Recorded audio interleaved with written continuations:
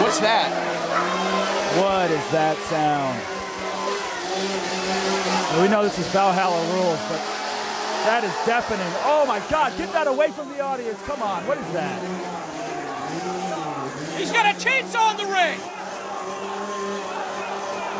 Is this Valhalla fucking rules? What is happening? I mean, we had some joking around before, but this is, He's gotta be careful not to cut off his own leg.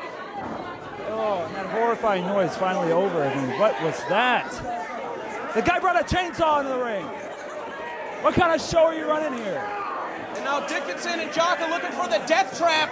Oh! No! Jaka gets blasted, tumbled. Now last month we saw EYFBO ringside to prevent something like that from happening, and it ended up costing Doom Patrol the match. Tonight they're fighting on their own. The power bomb. Oh! What the hell? And the stop. The drop kick. He got brained. Dickinson's still kicking out. I would have thought for sure that would have been it with Jaka. Jaka nowhere to make the save. I mean, that was disgusting. I love it.